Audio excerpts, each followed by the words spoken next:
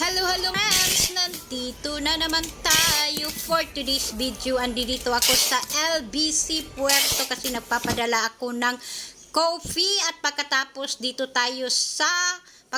ko doon sa may LBC, dito tayo sa TH Mall at bumibili ako ng lemonade. 69 pesos lang ang kanilang lemonade dyan. At yan ang shaker nila. Ang gaganda ng shaker. Machine na. Hindi na tao ang gumagawa. At yan lang. Madali lang kapag ganyan ang ginagamit. At dito tayo sa Jojo Potato Fries. Yun din yan ang lemonade. Yan. Madami kasing nagtitinda dito sa pinaka last floor sa TH. Dito lahat ang kainan.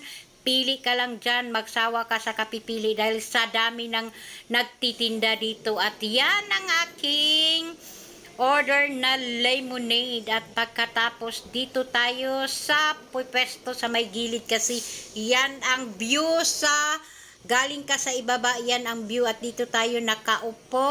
At pagkatapos nag-order muna ako ng pizza. Mahal na pizza ngayon. Dati 32 lang yan. At ngayon 45 na.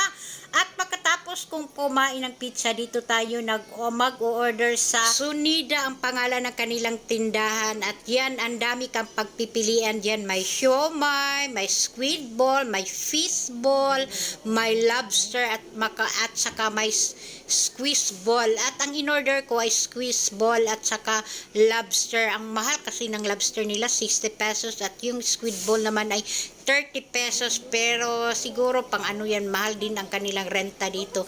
At hindi yan akin na may nag-order yan na iba, ang akin na hindi pa yan nakasalang.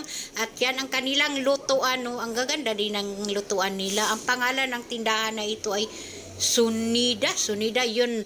At pagkatapos dito muna tayo sa may gilid kasi yan ang decoration nila. Dati na yan, hindi pa napulihan.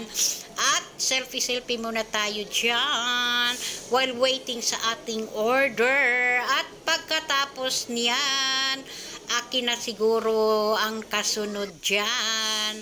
At ito na yung order ko, yung squid ball. Masarap ang squid ball at saka yung lobster. Masarap din naman ang lobster pero salty siya. At yan, inumpisahan ko ng pagkain dyan kasi nasarapan talaga ako. Sa susunod na pupunta ako dyan, o-order ako ulit yan kasi ang gaganda.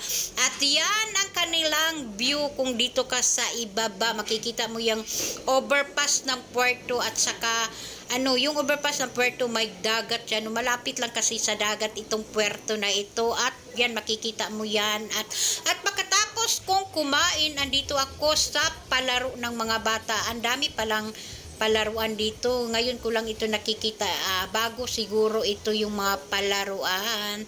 At pagkatapos dito, lakad-lakad muna tayo kasi uuwi na ako sa amin. Sakay tayo ng elevator dyan. At pagkatapos nito, may nakikita pa din ako dito sa may lobby na naka-display na mga plato ba. At yan, TH Cagayan Puerto. At nakalabas na ako dyan. Yun lang. Thank you so much for watching and follow for more. Bye-bye!